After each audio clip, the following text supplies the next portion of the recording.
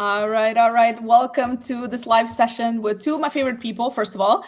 But before I introduce my guests for the day, I wanted to just set the context about why we're doing this. So with Shiftwell, of course, we are building a platform where we really want to help people be at their best. And we talk about helping people be at their best in organizations, we talk about the different things that make us thrive in an organization. And it includes health, it includes purpose, it includes career development, it includes all these different elements, as we call them. And so we're doing a 6-part mini series on the 6 elements, starting with my favorite one. So I'm biased, but because I'm running this series, I'm starting with my favorite one, which is health, and why it matters for our performance. Why should we as leaders and organizations care about this element? And what can we do to help our employees be at their best from that health perspective? And I couldn't think of 2 better people to do this with than Mafe, who is an expert in health and well-being, and she does a lot of amazing work. And then we have Terri Rahman, who is an expert on gut health and nutrition, and person that would be my go-to if I needed gut health advice. So you guys, as you kind of come on this virtual stage, so to say, please do give us a little bit of a background for people who are not familiar with your background. So we'll start with you, Mafe, and then we'll go to Terri. Sure. So I am a microbiologist. I studied microbiology and I studied molecular biology because from the beginning I was passionate about health. I really wanted to understand how our body works and how we can ensure we have health throughout our lives. And I went into healthcare for many, many years. And I worked there actually more in the business side at the end. Well, not at the end, almost from the beginning. But then I realized that healthcare has a very narrow view of health. So I started health coaching and I became a health coach and founded my own company, Love Humankind, where we make sure that well-being is a strategic part of companies and that people understand how they can manage their own health and how their own health can become a great asset for them in their life in general, but in their careers as well. So that's what I do. Beautiful. Welcome. And Terri, Terri needs a minute. 1 second. That's okay. No, this is really great. And yeah, when I was thinking, I was like, health, who do I talk to about health? And I was like, of course, Mafe. And then I said, a big part of health is nutrition. So Terri is my next person for this. So I'm really, really excited to dive deeper. Terri will come to us in just a minute. It's before we start recording, for people who are listening to this, before we start recording, like all the technology went wrong, for example, for all of us. So it was just like one of those starts. But you know what? Part of this is just adjusting and adapting and so on. So it's what it is, and we'll just roll with it. I love that because my definition of health is the ability for you to adapt and manage the challenges that you face in your life. So this is your example. That's what it's all about. So welcome, Terri. All right, Terri, tell us a little bit about the holistic gut health. Sure. Well, as far as how I got into this position, first, I think it's important to realize that I'd been a social worker for over 25 years before I realized that I was getting sick, but I didn't realize, in the moment. It's like I always think of it like when you're a frog in a boiling pot of water and somebody turns on the heat and you don't know you're being cooked. Yeah, that's how I was in the social work area, because that was a huge part of my life, but I didn't realize that the stress was causing gut health issues for me. And that developed through chronic anxiety and extra weight, and then seeing more low libido and all kinds of things, isolation, apathy kind of stuff coming up. And when you are working all those hours, I was working like 50 to 70 hours a week. And when you're doing that for an extended period of time, it takes a toll on your health. So that's what really, I had a wake up call. I was starting to have these anaphylactic-like reactions when you can't breathe. And I'm like, oh, I think I need to go to the doctor for this one. And that's what actually geared me to start looking at gut health, because I realized that, yes, I did have an underactive thyroid. They could not find anything that was really that it was allergic to. So it sent me on to finding a different provider, one in natural health. And by going to a natural health care provider, I realized that I needed to get a gut food sensitivity testing done, and also have a stool sample done, and had x-rays done. And at that time, I had been diagnosed with 28 food sensitivities, which, by the way, will turn into real allergies if you don't address it. So I decided, you know what, it's best for my own health to stop doing the social work and concentrate on my own health. And then during that time, I discovered you can reverse hypothyroidism, which is something that I had. And also you can reverse many, many, many, many, many things by just focusing on your gut brain health. So that's how I am a big proponent of gut health as the gateway into your overall physical, mental, and emotional well-being. Yeah, and when I heard your story at first, and the amount of just wealth of knowledge that you have about this topic is so fascinating, honestly. And I didn't realize, like, even somebody who cares about health, I didn't realize how many pieces are to this, and there's just so much in it. So talk to us a little bit about how digestive health directly impacts energy levels and cognitive functions in professionals, because I feel like we're always all tired, and I don't know if it's normal. I don't think it should be normal that we're all just tired all the time. So talk to me a little bit about that, Terri. Sure. So it's very, very much connected. So we have discovered that the microbiome, which is all these bacteria, viruses inside our gut, are responsible for how we feel every day, and how well we think.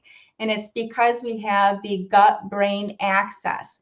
The brain is directly connected with the gut through the vagus nerve, and they're in constant communication with each other.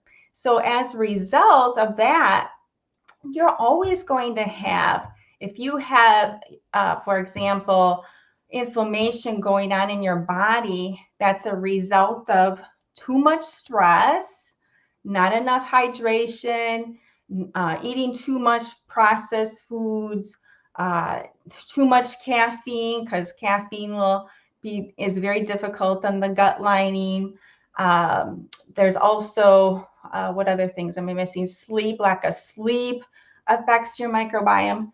And exercise, of course, movement. If you're not moving enough, you're gonna have trouble, because it's gonna create this inflammation within your entire body. And when those microbes aren't doing well, you're not gonna be doing well. So that's really the key to understand, is we need to be caring for our microbiome, caring for our gut, as if it's just part of our, we take more care of our hair sometimes than how we look, rather than what's going on the inside. Right? So we just need to be super conscientious of caring for that gut brain connection, because it's not just about, if you're not digesting your food because you're so stressed out, you're going to have problems. You're going to have problems with thinking. You're going to have problems with elimination. I mean, it's a cascade. So it just makes sense to take care of the body. And stress management is one of the biggest things that I can say that really came out of my experience with my work, was how much stress affects the gut. It basically shuts it down. So if you're so stressed out because you're constantly on the go with your work, it's going to slow down your digestion, and that's going to affect every single part of your entire body. Mm-hmm. Yeah, no, thank you for that. Every time I talk to you, I don't know if I should be scared or or because it's like every time I'm like, am I doing, like, should I drink less caffeine and so on? So every time it's like a selfish awareness session for myself. But Mafe, I want to bring you in and talk from a public health perspective. What role does nutrition play in preventing the chronic diseases? And in your work, like how have you seen organizations support employees and helping them make maybe a little bit better dietary lifestyle choices? Well, that's so important because what, for instance, the World Health Organization has stated that around 80% of many chronic diseases like heart disease, diabetes, obesity could be prevented only by changing the diet of people. So I think nutrition is the basis, and Terry mentioned it. Nutrition is the basis. I always say to people, whatever you put in your body, it's going to be converted, or it's going to become part of your cells. So if you put trash, your cells are going to be made of trash, right? If you put really good, nutritious food, your cells and your body systems are going to work much better. So nutrition, I think it's the basis of health. And in terms of public health, we cannot see individuals as isolated from the system. The system, we are in the system and we work in the system, and companies are part of that system. People spend the majority of their time in a company or working for a company. And we need to be aware of that because the food choices they make are influenced not only by their individual choice and their knowledge, but also the lifestyle that they have within that work. Public health should be more aggressive in a way in making companies responsible for this, and of course ensuring that employers understand this impact and employees empower themselves to make better choices, because I cannot say enough how nutrition is such a pivotal part of our health. Absolutely. And I like it that, there's kind of what you mentioned is like two sides to this. There's two responsible parties, the individual and also the organization as well. So that's very spot on. Terri, you also mentioned the impact of stress, and you worked with a lot of individuals who are experiencing chronic anxiety and stress. And so when, if HR leaders that are listening to this and they're like, listen, we get it. What are some kind of effective strategies that HR leaders or leaders of organizations can implement in the workplace to help combat some of these symptoms or experiences that people are having? Well, first of all, I would encourage every leader to embrace these habits themselves. Like, I truly would encourage all leaders of all organizations to embrace my 4 pillars of health, which is called nourish, restore, move, and connect.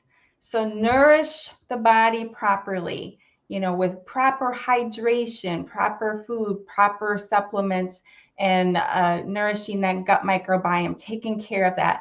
Then you're getting into sleep, making sure you're sleeping well and managing your stress well. And I think of managing your stress is also, what are you bringing in for joy into your life? That's a key part of stress management, right? And then the third thing is movement. Are you moving enough? Okay. Are you doing your cardio and you're doing your strength training? And then the fourth thing is connection. So are you connecting with yourself, number one? Okay. And then are you connecting with people who can uplift you and support you, having those nurturing connections in your life? And are you connecting with your higher purpose and maybe your higher power? Are you connecting, making that a priority? If you do those things and make those priority, and you serve as an example and say, this is important to our organization, then you can have that ripple effect that can go to your employees. And that's going to have an amazing effect on their whole families. Everybody can be happier and healthier as a result, but it starts with the people on top making it a priority. Yeah, I mean, listen, I mean, just leading by example, even in any leadership capacity, the best way to actually influence people based on research is to lead by example, because people will not, necessarily listen to what you say. They might not tap into it, every resource, but if you as a leader, they see that this is just who you are and how you lead your life. That is the best way to get influenced. I mean, just like we get impacted by our environment and our circles and the people around us, same thing in a workplace. And we spend a lot of time in our workplaces, right? Whether physically or virtually. So to have that modeled, I think you're spot on with that. I'm curious, Mafe, from your perspective, because you've done a lot of work in women's health. Is there any gender specific health consideration we need to keep in mind that influence stress management and just overall health outcomes in the workplace? Yes, I do believe there are many differences between women and men in terms of our biology and the way we regulate the response, the stress response. So biologically, we are fired and wired differently. So our brain, for instance, for women, we have a much clearer connection between the amygdala and the prefrontal cortex. What does that mean? That we are much more aware of our emotions, and we are able to show our emotions much better. Like in we normally show more our emotions, right? So when someone, and I don't want to stereotype, but when someone is stressed, when a woman is stressed, you can see it more clearly than when a man usually. It's because our prefrontal cortex has a lot of connections with that amygdala, and we can react to our emotions more easily. So that's one thing. Then the other thing is hormones. So whenever we have low estrogen, we are less resistant or less resilient to stress. And that is a very important thing. We are cyclical. So I think companies, we need to normalize that. We need to start normalizing. Sometimes we are very high in energy, sometimes we're very low, and that's fine. And also in the times of our lives. So whenever we approach perimenopause, our bodies, our biology, our chemical constituents changes, and we need to understand that, and companies need to understand that. So there should be programs around health and hormone education for women, how to manage that, how a leader can manage that as well. And then there's another part that is the social part. And I believe we have made such great progress. Women have made such great progress in the workforce. We have, nowadays we see a lot of leaders, we see a lot of women that are doing great jobs. But in terms of the social burden, I believe there are still a little bit more. And I don't want, again, to generalize this, because I have seen great men taking care of their kids and taking care of their houses, that I don't want to say that that's not happening. But in general, we have a little bit more burden in that sense. For instance, if someone has recently had a child, normally there's a little bit more burden in the women than in the men. So having policies and having programs that help women with this, flexible schedules, um, um, lactating rooms, all of this help our own well-being and our stress management techniques as well. Absolutely. Terri, you want to add anything to that? I see you're nodding, and Yeah. No, I feel like you want to add to that. I was agreeing with everything you were saying on that, because I remember when I was working and I was breastfeeding, it was so nice to have that lactation room there for myself, right? And what I was thinking, also reflecting back on my employer, which did a lot of things well, my previous employer before I got really sick, was focusing on having the basement used as an exercise area. And just, and I was thinking, I have one of these kettlebells here. I mean, wow, what a nice thing to be able to bring to the office and use my kettlebell in my office when I'm having a break time. And I think prioritizing break times and lunch times has to be, like, you have to ingrain it in the workers that this is time for you to take a break, whether that's listening to some comedy, connecting with one of your coworkers, a family member, whatever it is, whatever fits your personality style, because of course introverts and extroverts have very different needs, and that's really important to understand too. Just because somebody can get their energy from having a great conversation with coworkers in the break room doesn't mean that's great for the introvert who just needs time to decompress, and maybe they need a room to go to just to do some meditation or some deep breathing, or just to get away and have a room that maybe feels like it's a nature room. That would be my ideal. Like you just go, where you're incorporating nature into the room, and because it's so peaceful, if a lot of doctor's offices or dentist office will have aquariums. Well, that can bring another element of cleaning to somebody, but that can be so relaxing for people. Yeah. And Terri, you're right. There are some things that we as companies can do to improve the health and the well-being of our employees, and they don't have to be huge investments. We just have to be disciplined in making them happen and implementing them.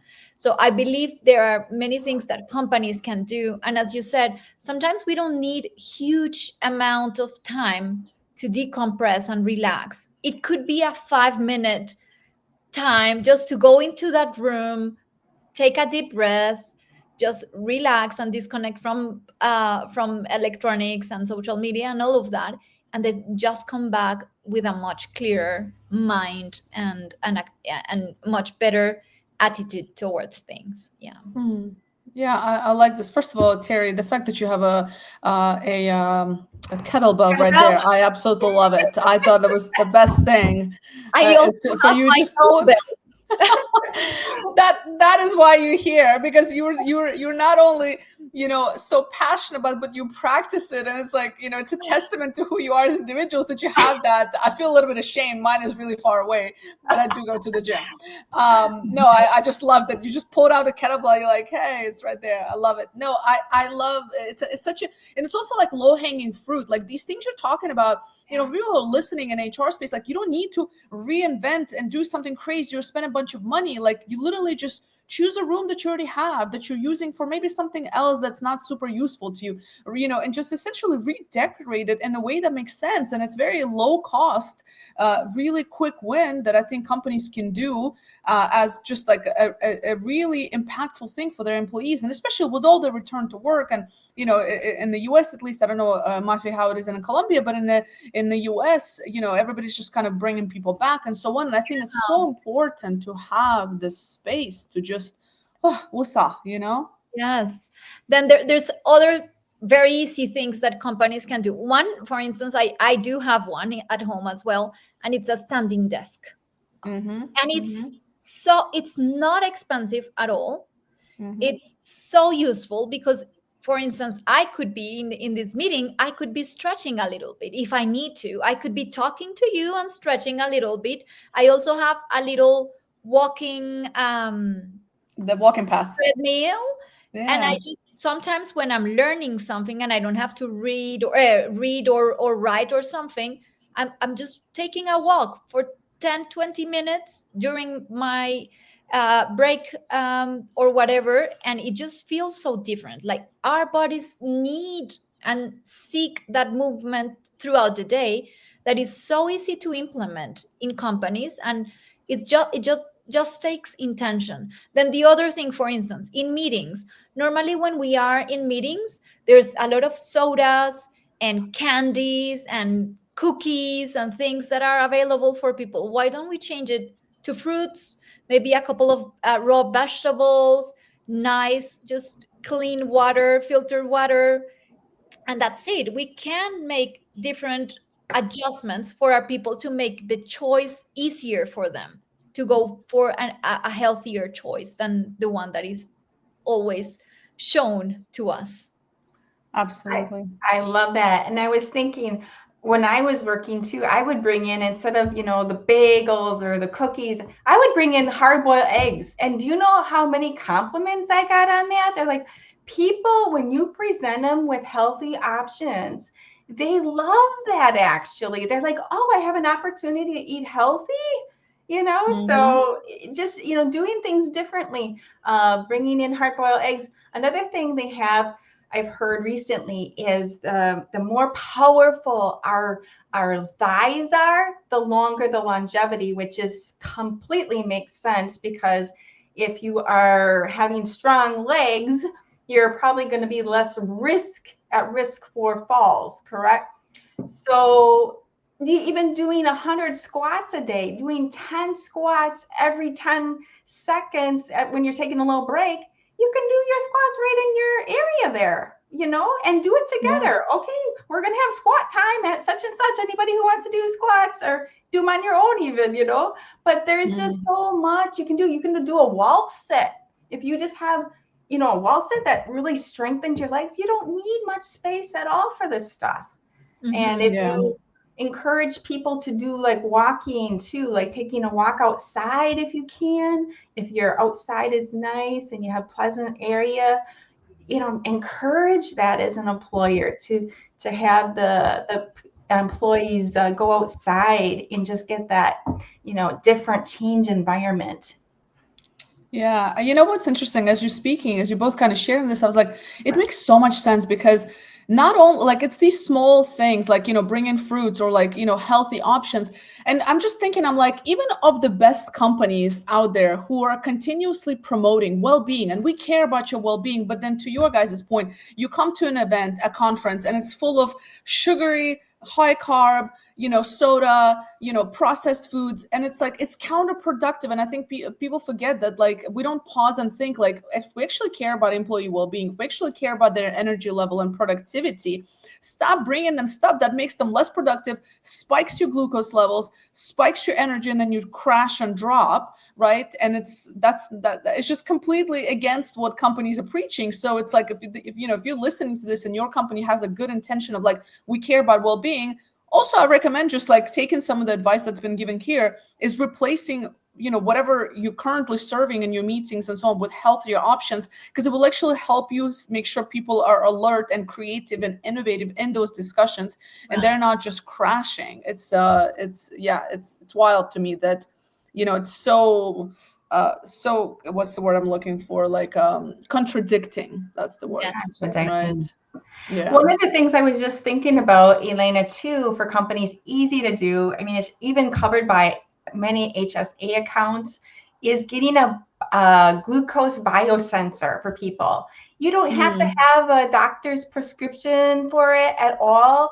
They're very reasonable, and you will gain so much insight into how different foods affect your blood sugar. And of course, metabolic health is huge. We need to have those, no high up and downs in your sugar, right? You want an even, steady type of sugar elevation, and not much. You don't need a whole lot of sugar. In fact, they say, we have the World Health Organization recommends a limit of 6 teaspoons of sugar per day, which is 24 grams of carbs. Because all carbs turn into sugar. It's very little amount, and that's the limit. And for a man, it's 9 teaspoons, which is 36 carbs. And of course, if you're a runner and you're doing a lot of, exercise, you probably are going to need more. But what they're saying is we do not need this much sugar, and just about every carb turns into sugar. Even your fruits and vegetables do. So if you're just getting your carbs from your natural fruits and vegetables, you're going to be okay. Yeah, absolutely. Mafe, did you want to add something to that? No, I completely agree. In all settings, we have to be conscious and intentional of what we're giving and what we are suggesting to our employees, right? So the same with pauses. I think active pauses are so important for our brain function, and we believe that if we do a meeting, we have to go 2 hours into the meeting without any stretch, any movement, or anything, and we think our people are going to think better. No. It's the opposite way. So just being intentional, you as the leader standing up and say, okay, let's take 2 minutes, things like that. I think in general, it doesn't have to take that much time, but it has to be embedded in the culture, and you have to do it intentionally. It is not going to happen if your incentive system is against it, if your leadership development is against it. So you have to coordinate everything in order to make it happen. Excellent points. And as we kind of wrap up this conversation, I think there's so many great takeaways, and I can't wait for more people to hear this conversation. But as we're kind of thinking about the future, Mafe, from your perspective, what trends have you seen in the public health that you think, or you can maybe do a little fun prediction game of what do you believe will be significantly impacting the workplaces as we kind of in the coming years, essentially. Yeah, I think there are a lot of different trends, but I would talk about the four main that I have found. The first one is metabolic health revolution. I think governments are being more serious about diabetes and obesity, and they are taking action to reduce this. So we can see now there's a lot of movements around healthy cities, healthy countries, also healthy companies, that I believe that as we help these people become healthier, they are also going to become better employees. So that's one. Then the second one is the aging health. So just understanding that our population is really, because we have been talking about this for a long time, but now it's the time to take action. We are becoming older as a population, and we need to address that, because older age doesn't mean disease, only if we don't do it right. So understanding how to increase the health of our population as we age is going to be critical, and it's going to require public health initiatives. It's not going to happen only by asking people to be healthier. So that's the other one. Then there's everything around mental health. We are becoming much more serious about addressing mental health, and we need to have policies, both public policies and corporate policies around mental health. And then the final is incorporating AI into improving our health, and how we regulate that, how we improve that, how we optimize that. Governments need to be very serious about it as well, because definitely those are great tools that we can use as a population. We were talking about this, Elena, the other day, nudging people, reminding people, helping people make better choices. AI is a great coach for that, but we need to know how to use it. Companies need to know what's the boundary of using it, and how they can also make sure that they are not trespassing people's freedom and their own things and their private lives. And governments need also to regulate it. So those are the four things that I think are coming and are really exciting aspects of public health. That's super fascinating. And Terri, from your side, you mentioned the glucose tracker. I've used it, by the way, and it's you're right. It's absolutely eye-opening and it's fascinating. Highly recommend for anybody to check it out. But what are some other tools, and kind of gadgets that you think are going to come in the workplace as it evolves and as we're becoming more health, hopefully conscious and aware as organizations in general? Well, one of the things, a lot of people wear these Fitbits, I think that can be very, very helpful as a way to track. I know it helps me, like, oh, am I getting my steps in today? And I just look down at it. Oh, okay, I'm only at 4,000 now. I got to get going here. So that's just a really easy thing to be, and that's very inexpensive. As far as anything at the workplace, I don't know, they have these Aura rings, the sleep rings that can help with people. I like to use my Fitbit with my sleep too, because it's very, very helpful to help me understand, am I getting enough deep sleep? Because that's key for longevity, is your deep sleep. A lot of people are not getting that. It's actually an epidemic here for people not to be getting enough deep sleep. And the stress management tools, even just having a jump rope, I think, at your office, if you can have anywhere where you can do jump roping, or having that kettlebell set up. Again, if you have a little place where people can go to do a little, either if it's by themselves or in a community, I think those things can just be so powerful.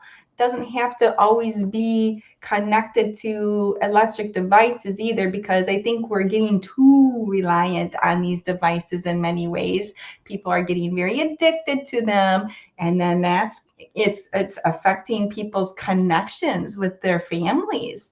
I mean, it's really, we are really plugged in a lot, and so the more we can unplug and get into nature, I think is even better. So bringing maybe more of the nature into the offices, if you can bring in some plants even, or some trees or something to take care of. You know, one of the things I do see with AI though that I thought, oh, that's kind of cool, is they'll have these little robotic animals that people can cuddle or for their children. And I thought, you know, cats have a very soothing essence about them. And I see some businesses will even have like a cat, you know, Or in a their dog, business, yeah. right?